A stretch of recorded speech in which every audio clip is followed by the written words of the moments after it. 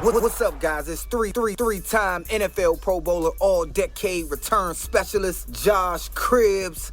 I want to welcome you to the MACCG Sports Connection podcast, where Alex hosts all things MAC, all things football, all things sports, right here, MACCG Sports Connection, baby. The Mid-American Conference best, bringing it only the great MAC to everyone.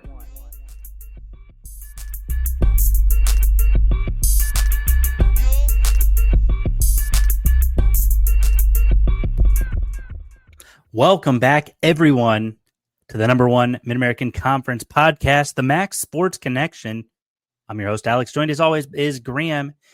And Graham, just when I thought things could have gotten clearer after a week of MACCG, I feel like things got slightly muddier on who's going to the MAC championship. Yeah, just a couple of weeks ago, it felt like every single game was a game that eliminated one of these teams from MAC championship contention. And then for the past 2 weeks, not a single game has. We've had the same teams still able to compete for a championship for a couple of weeks. And this week was exciting that way. I think we all thought we were going to see a couple of teams eliminated this past week. And both those teams rise and continue to compete for that MAC championship game spot.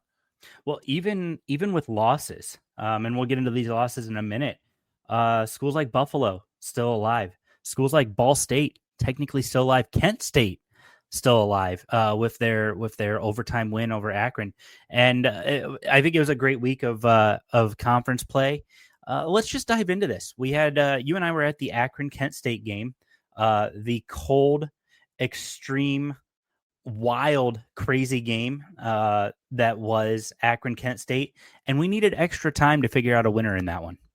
Yeah, frankly, the announcers in the Kent State Ball State game kept talking about the bad football being played and the teams winning and scoring despite bad football.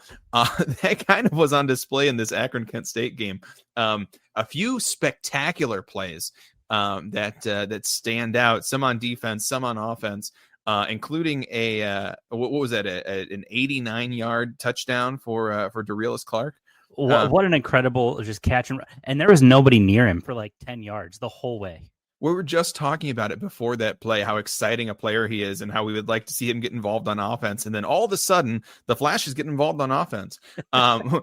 We also see quarterback Ben Finley scoring on his own, catching a pass there across the goal line. So plenty of exciting plays in that one. And you're right, we got to be there, which was great. Hopefully you all have seen our videos on Instagram regarding the game.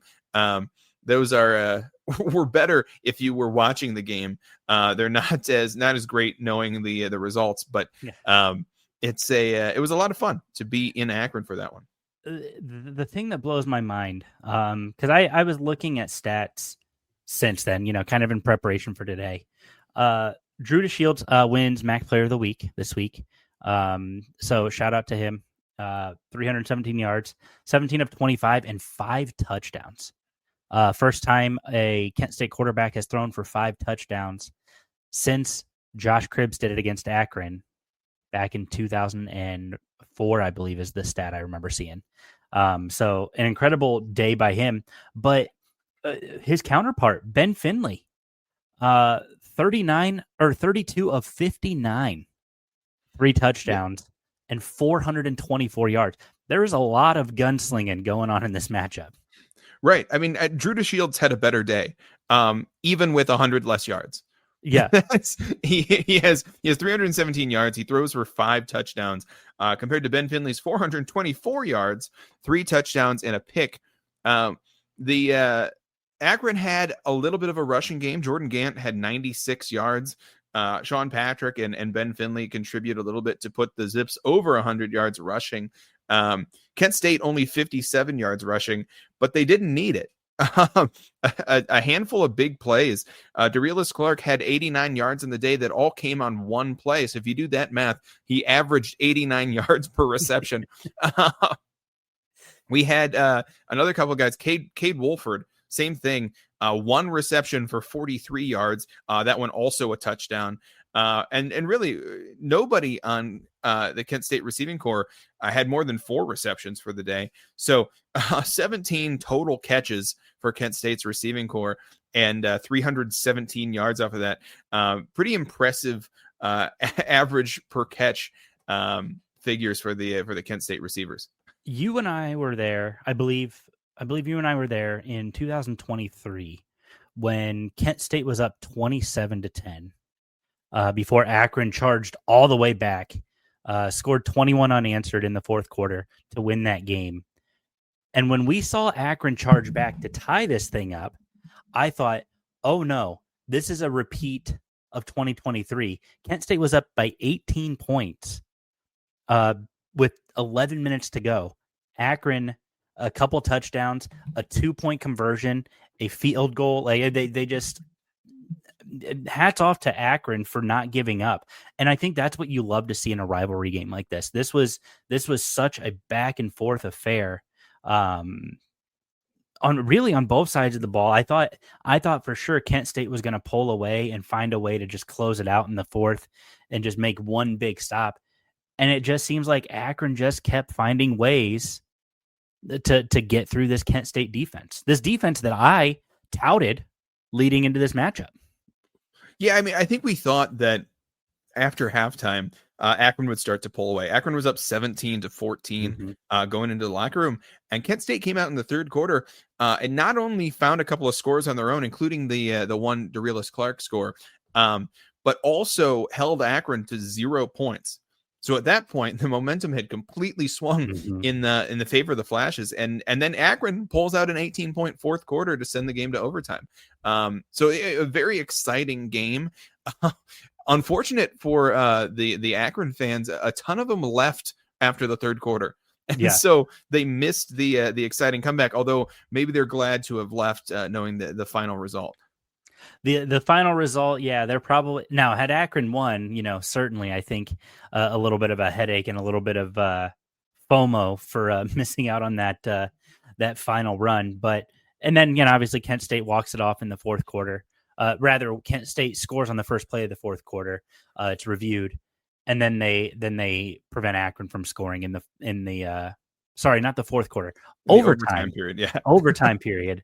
So Kent State wins it in overtime, 42-35, and just a great back and forth affair, keeping Kent State mathematically alive for the MAC championship. Let's turn to the other game of that day. The battle of first place teams, the Ohio Bobcats and the Western Michigan Broncos, in what was, I thought, an incredibly low scoring affair, in which we saw the Broncos emerge victorious. Yeah, a defensive battle, and a defensive battle in the MAC is always going to favor the Broncos. The Broncos have had, to my mind, the most impressive defense. The numbers say Toledo has a more impressive scoring defense.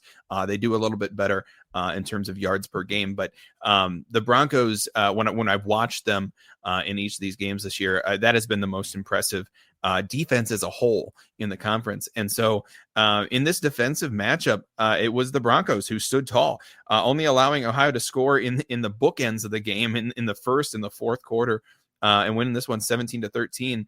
Alex, we had this one on while we were at the Akron game. We kept noting how this game started about a half hour after the Akron Kent State game, and it somehow finished before the Akron Kent State game. So good use of being of clock efficiency in the Ohio Western game. I wanted to make sure we saw the end of the game before we left. This one really came down to defense and then a handful of big plays. Western saw a couple of plays where Ohio could not bring down their runners, and that's really the story of the day. Western did enough on offense and locked down the Bobcats on defense to force a victory. I think that's the tale of it, right? This Ohio was held to their lowest point total since the Ohio State game of the season.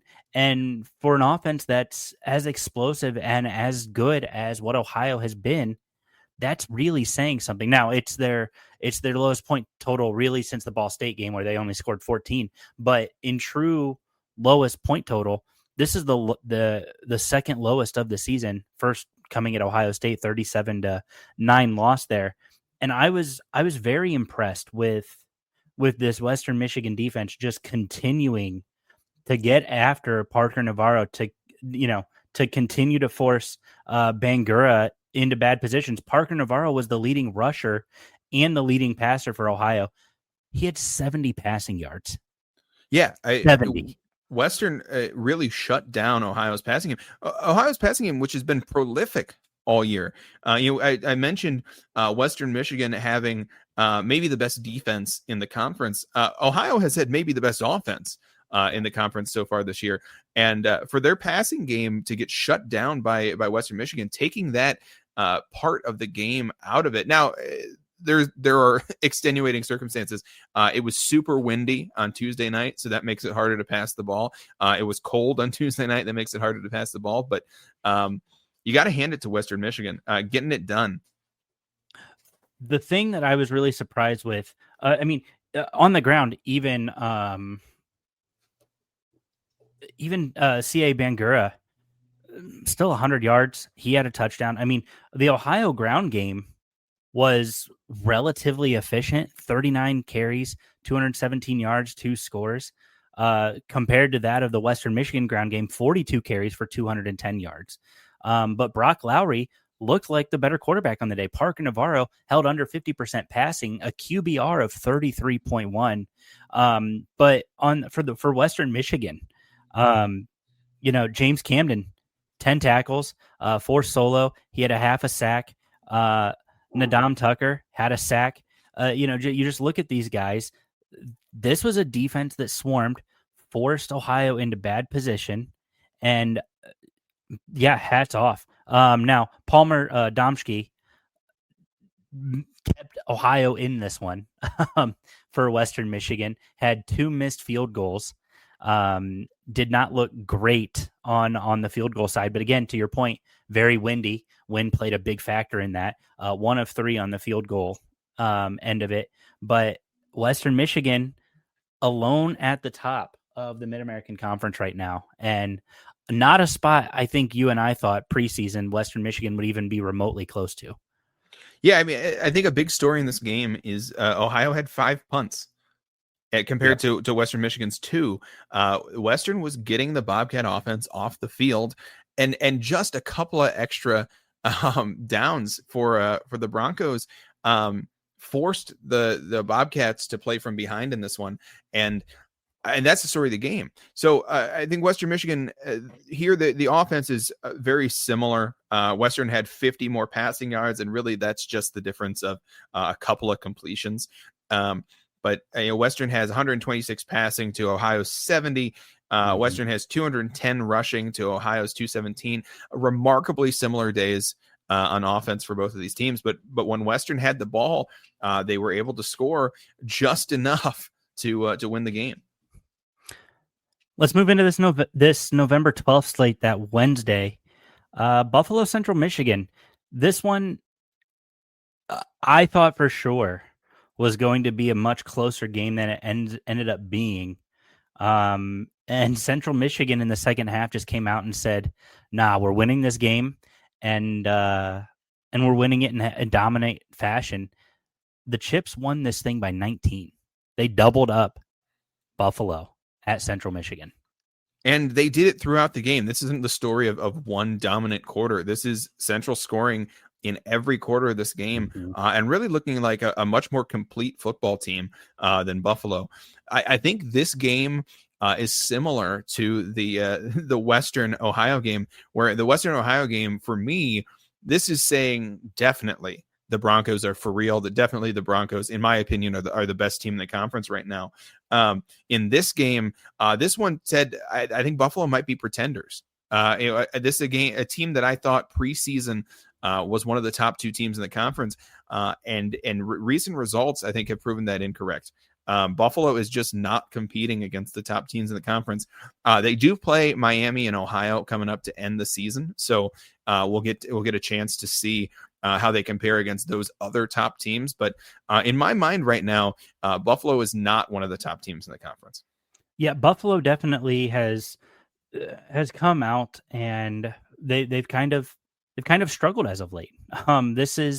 This is not where you and I thought Buffalo was going to be. I know we talked early in the season about them being a MAC championship contender. And maybe we can talk contenders after we finish our midweek slate here. But just offensively, Buffalo just struggled to really get much going, which is really funny to say. I don't know that it struggled to get things going. It's more that they couldn't connect when it mattered. They had more yards than Central Michigan. The biggest tail, though, they had 5 turnovers. I think that's, and due credit to the Central Michigan defense. This isn't necessarily because Buffalo was playing poorly. I want to give Central Michigan and what Matt Drinkle has done with turning around this defense. I want to give them their flowers because they have truly stepped up and have started to look like a force to be reckoned with. Joe Labus looked pretty good. He did have 2 picks, but he did have 2 touchdowns for 247. But Jordan Kwiatkowski, he had a relatively quiet night, just 9 tackles, 7 solo. Red Murdoch had 9 tackles for Buffalo. But when I'm going down this list, everybody got involved for Central Michigan. Central Michigan had 81 tackles on the night. 5 sacks. I mean, I think that's the key here is the chips show up both sides of the ball. The chips have been showing up all year long. And as much as we talk about Toledo here, about their chances at making it to the MAC championship game, Central should be in that same breath. They are in exactly the same position that the Rockets are in. And I really think they have a great shot at going to the MAC championship game. Speaking of Toledo, Toledo takes on Miami in that same night. And speaking of games where one team won by 19 or so points, Toledo wins this one 24-3 over Miami. We have to mention that Toledo or the Miami was missing Dequan Finn in this one, which until a few days ago, we might have said, yeah, this is a fluke. Miami is a better team with Dequan Finn. But Alex, we have some news. We have some incredible news. Dequan Finn, as I'm sure all of the college football world is aware, no longer with the team. Chuck Martin came out on Monday. I believe it was on Sunday or Saturday rather, that Dequan Finn no longer with the program, has, per official reports, stepped away from the team to prepare for future professional opportunities. Some of the comments online said a 7th-year quarterback in college, he's preparing for his cubicle professional opportunities. And so it just feels very weirdly timed. I have heard varying reports and rumors, and I want to be clear, I've heard rumors that there were issues following the Ohio game between Dequan and some players, between Dequan and some coaches. There's rumors that he was actually dismissed from the team, and that, just again, a lot of rumors flying around. All we know is former MAC Player of the Year at Toledo, Dequan Finn, no longer with the Miami Redhawks, and Henry Hessen forced a spot start day of. And that's a tough spot to be in when you're going against one of the best defenses in the conference.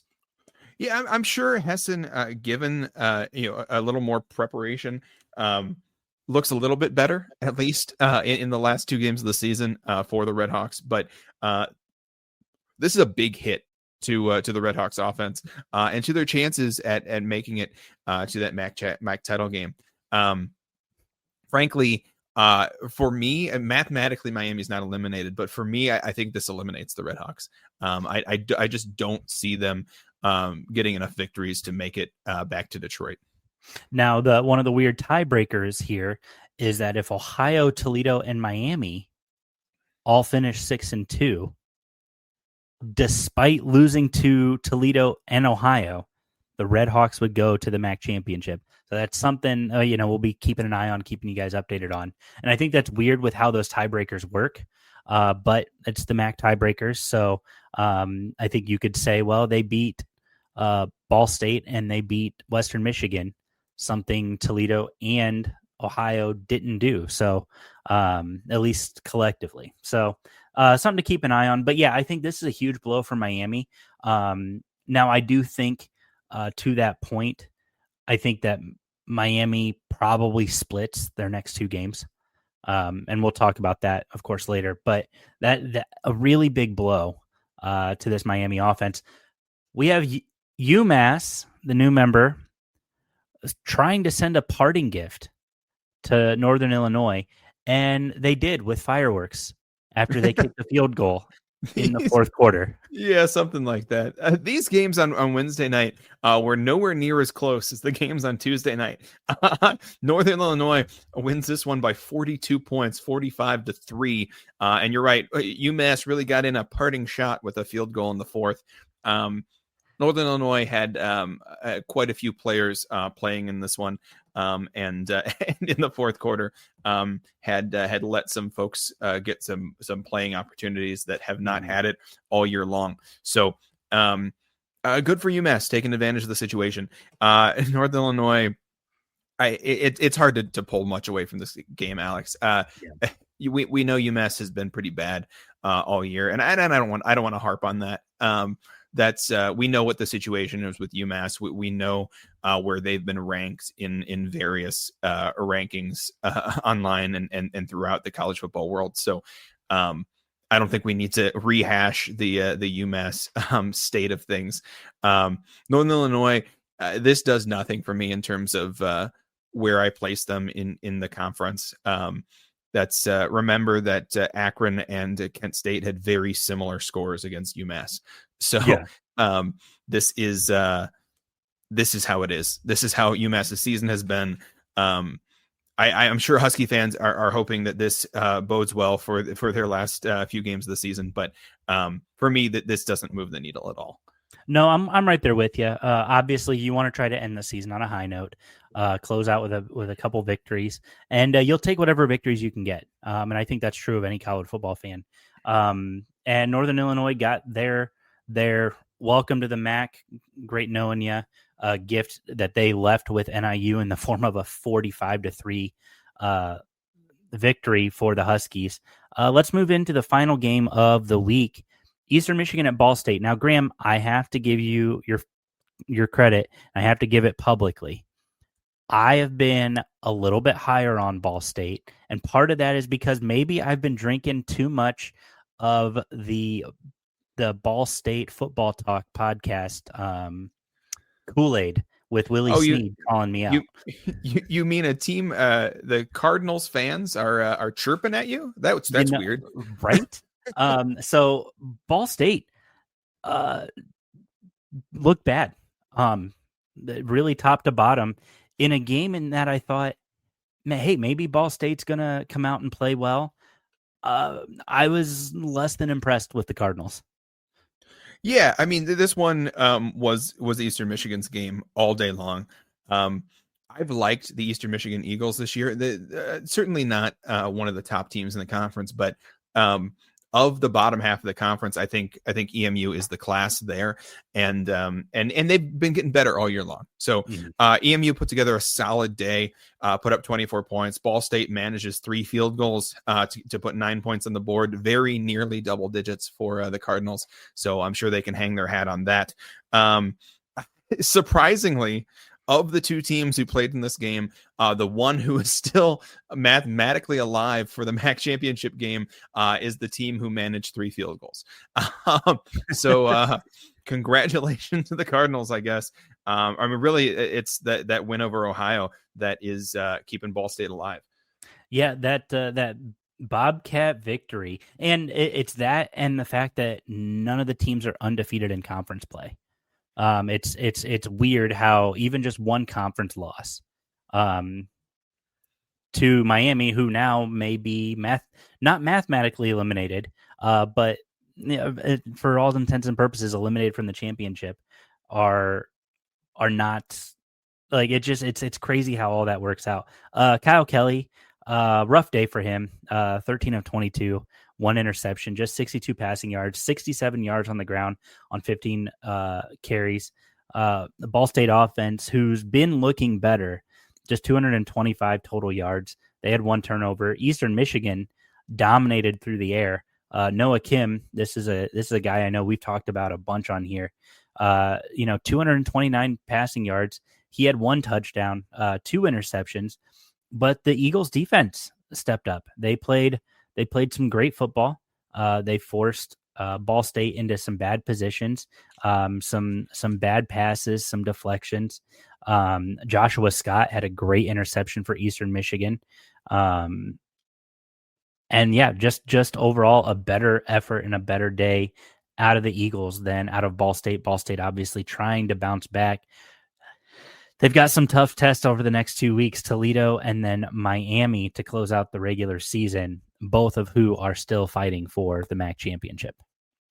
Yeah, and frankly, that's the key in these games is trying to step up when you face your tough tests here. And the way we've seen teams handle that is to get some big plays when they can. And if you wanted to hear about some of those big plays, the best place to do that, I think, Alex, you would agree, is through the Varsity app. Absolutely. If you guys have not downloaded the Varsity app by Lairfield, do that today. The Varsity app provides you with all the calls from all your favorite schools across Division I college athletics, whether that be schools from the MAC, Big Ten, SEC, AAC, and more. The Varsity app is home to all of those great audio broadcasts. It's also home to a bunch of great podcasts through the Varsity Podcast Network, including the Group of Five Guys podcast, Sickos Committee podcast, yours truly, the MAC Sports Connection, and hundreds more fan podcasts who have poured out their hearts and souls, school affiliated podcast, whatever it may be. You can find it on the Varsity Podcast app. Download that today for free in the Apple App Store, Google Play Store, and start listening to the calls and podcasts that bring your conferences and schools to life. Graham, before we move into this week's slate, you know what's coming. Got to shout out the Miami field hockey team. Their first ever Elite Eight appearance in the NCAA tournament. They fell to Northwestern 3-2 on Sunday in an incredible battle. And I watched a good chunk of this game. This thing was tied for well over half of this contest. Miami battled hard. It was tied 2-2 at half, tied 2-2 in the at the end of the third. Northwestern sneaks in a goal late to pick up the victory and to move on to the Final Four. But hats off to Miami field hockey. The senior class has done some really great things. So I just wanted to very publicly call them out. And that's probably the last you're going to hear about Miami field hockey from me for a while, guys, because now their season's over. Their season is over. But we have enjoyed it. I mean, an incredible season for Miami field hockey. And frankly, an incredible few years. This field hockey team has been great for a while. And I know, Alex, you've been following them pretty closely, and really the pride of Miami right now.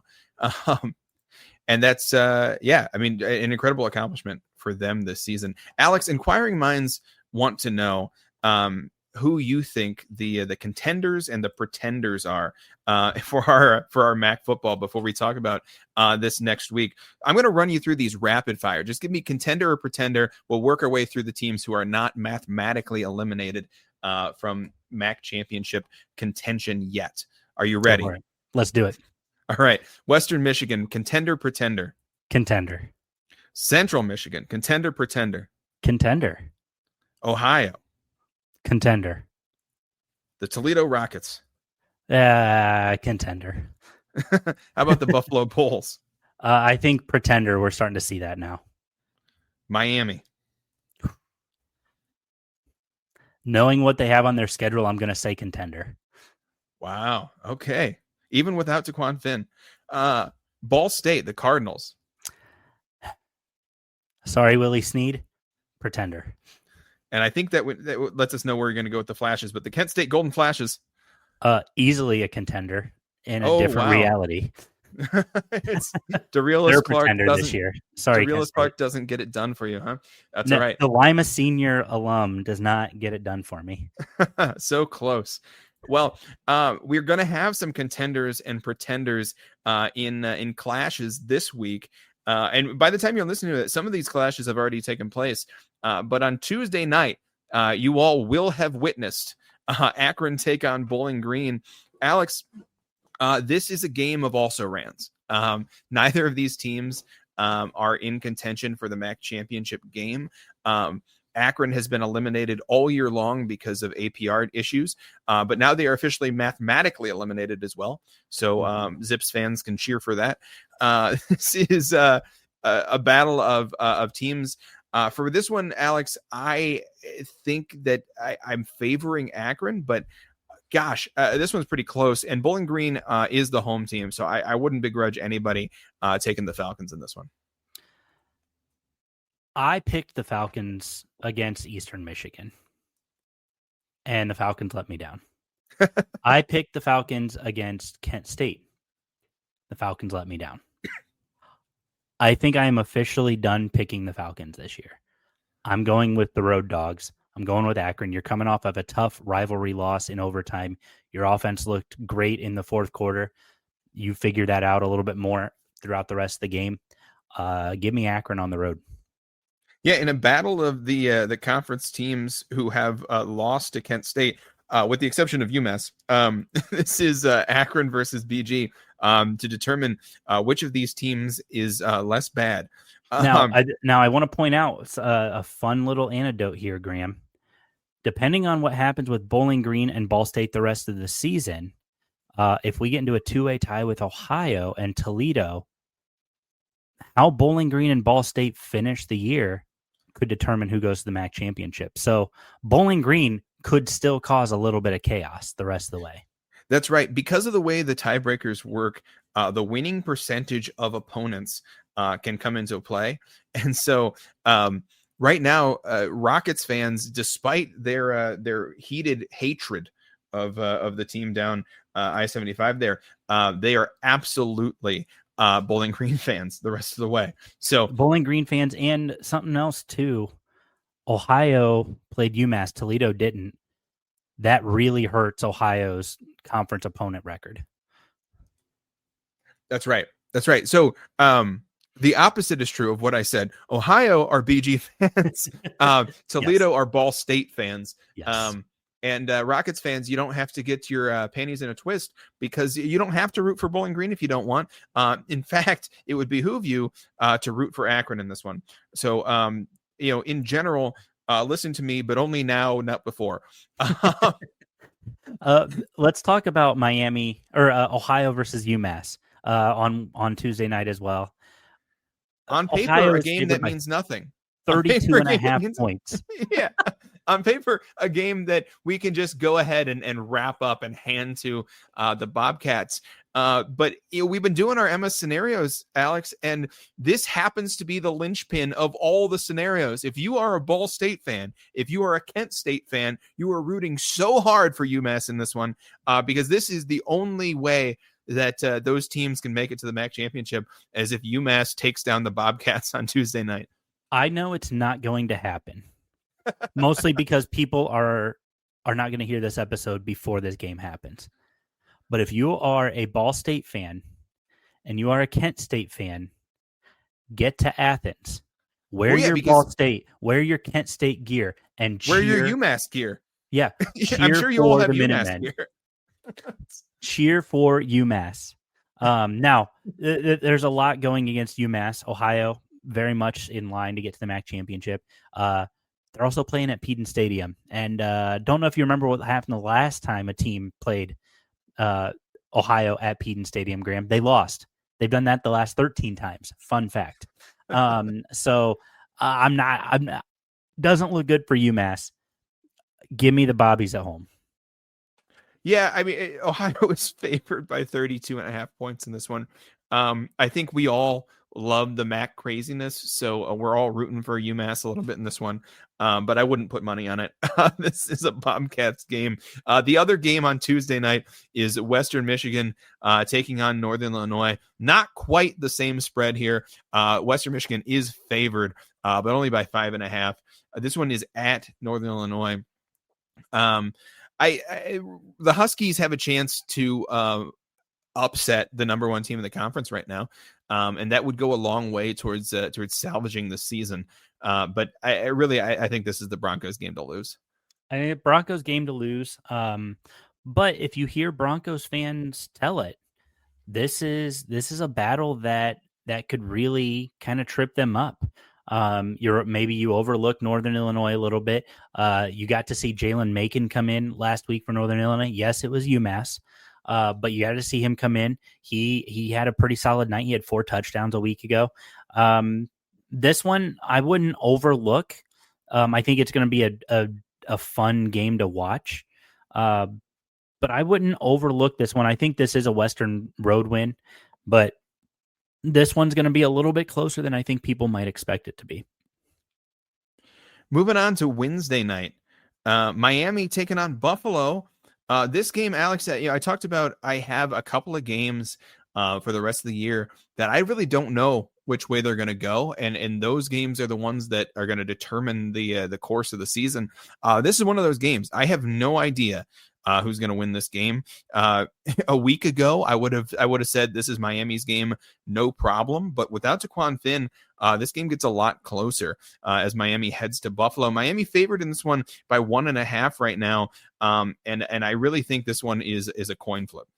Both of these teams have offensive woes, Graham. Obviously Miami with the news of Dequan Finn, but Buffalo not really able to stay consistent offensively. I think Miami has a better defense than Buffalo does, but you are traveling to UB Stadium. We've seen teams who are heavily favored, who are moderately favored, go in and struggle there. It's a weird Tuesday night or Wednesday night game over on ESPN2. So I'm excited for this one. What's fun about the rest of the slate of this week, all of these teams are quote unquote contenders. So teams start eliminating each other the rest of this week. And I think that this one's going to go a long way towards eliminating, maybe not mathematically, but eliminating a lot of paths for either Miami or Buffalo. Yeah, I mean, this one is it's a game that really sets expectations for the rest of the season, and Buffalo has a hard time making it to the MAC championship if they lose this game. Their final game of the season comes against Ohio, and so that's a tough route. But Miami also in a situation here, beating Buffalo and then beating Ball State to end the season would all but guarantee them a spot in the MAC championship game, and that's the idea. So we'll see how this Miami team responds. I think you're right. I think as a unit, I like Miami's defense better, but Buffalo has bigger defensive stars. So yeah, it'll be interesting to see who steps up in this one. This for me is my game of the week. I think this is going to be the most exciting game this week. I think it is. And I'm really curious to see how Henry Hessen and this Miami offense comes out and plays. Now you've got a little bit of media attention on you with the Dequan Finn news. And basically people are writing you off saying y'all can't do it now. So, how much of a chip on their shoulder are they going to have? I'm excited. This one's going to be a pretty interesting matchup. So looking forward to this one. The other game that night, and I'm excited for this one too. Central Michigan at Kent State. Kent State, who's been a little bit, upstart this year. A big win over Akron. They keep blowing fourth quarter leads, which could be a problem. This one looks fun. Central Michigan at Kent State, 7:00 on ESPNU. Central by 9.5.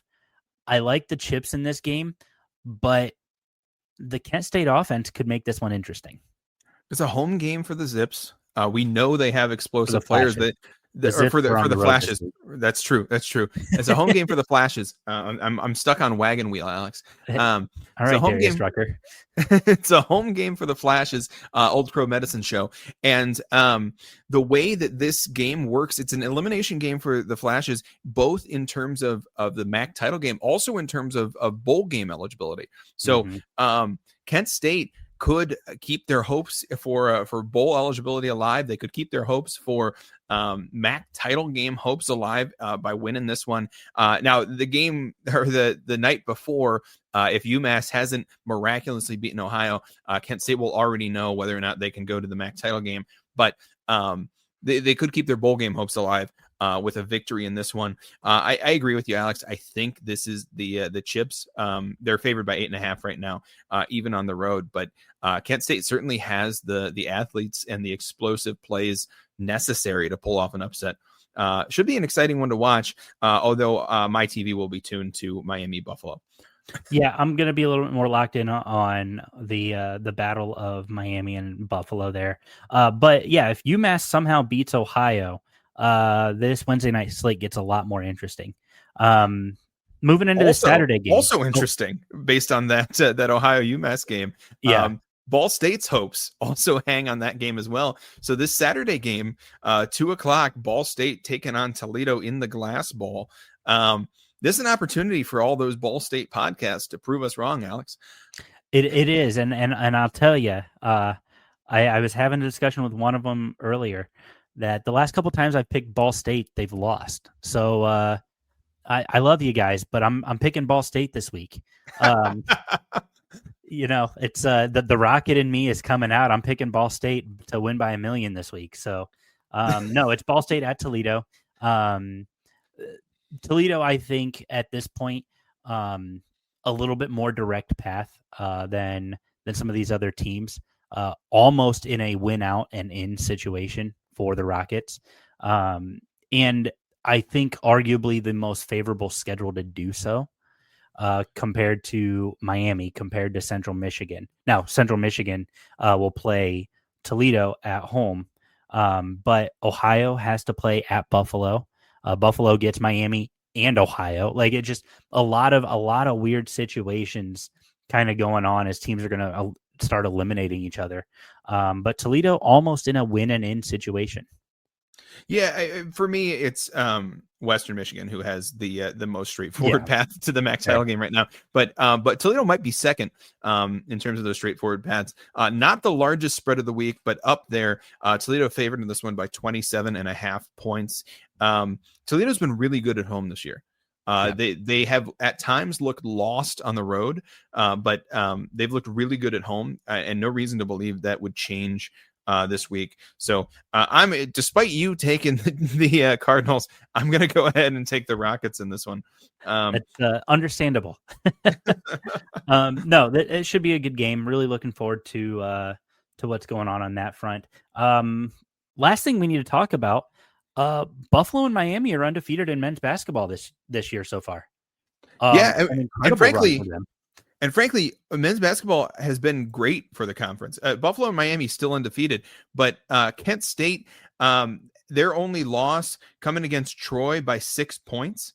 We're talking about Bowling Green, their only loss coming against Davison. That one only by 4 points. UMass lost to Marshall in the first game of the season by 6 points. So that's their only loss in the season. And Akron, the Golden Zips. Now I'm combining the two teams, Alex. The Akron Zips, their only loss in the season coming on this past Sunday night against the number 2 team in the nation, Purdue. They lost that game by 18. Which not as close as the other games, but remember they're playing number 2 Purdue. So a ton of teams at the top of the conference right now. The Ohio Bobcats, they look 1-3, but they've taken on St. Mary's, who's always in the tournament. They've taken on number 12 Louisville, and then they lost a close one to Arkansas State at home. They beat Illinois State. They've played a tough non-conference schedule so far. But yeah, I'm excited. Like, we've seen Buffalo's jumped 75 points in the Ken Palm ratings. because of how well they've played. And yeah, Buffalo is finally looking legit. They've played some good opponents. Nobody in here is terrible. I don't think any of them are necessarily world beaters, but Buffalo is building a little bit of confidence before you start to look at conference play. And yeah, there's some great basketball going on right now. I'm very excited to get into some MAC basketball. Yeah, we don't have to worry about actual conference play in MAC basketball until December, but should be exciting either way to follow along. So yeah, don't tune out these early season games for your MAC basketball teams. They're all doing a great job. Absolutely. Guys, that's going to do it for us today. This episode drops on Wednesday, as you are aware. And then on Thursday, we will have our latest and greatest updated MS scenario. Graham, I got to say, this is the one thing that I think fans really love that we do. And the numbers back that. I hope that's not true. That's 150,000 of you interacted in some way, shape, or form with this thing, including news outlets, including, funny enough, the Sickos committee themselves, so a big shout out to you guys for responding. And very, very excited to continue to bring these to you the rest of the way. Hopefully these get a little bit more chaotic or less chaotic, whatever you want. I hope that we can deliver on that for you. Graham, right. Do you have anything else for anybody else? Keep your eyes peeled for more MS scenarios as the football season concludes. But also keep your eyes out on the other MAC sports. We got winter sports starting to heat up here. And certainly it's getting close to basketball season. I know we're all locked in on football until after the new year, but don't ignore your MAC basketball teams. And remember, if you are a Ball State fan or a Kent State fan, you're rooting for UMass this week. There you go. You guys heard it here first. Thank you so much for tuning in, guys. We appreciate the love and support. We'll be bringing you more MS scenarios, this show, and much more as we continue on down the road. Got a few other things in store for you as well. So thanks for tuning in, guys. We'll see you next week as we look to close out the regular season of the 2025 college football season and a MAC championship for one of these teams soon. Thanks for tuning in.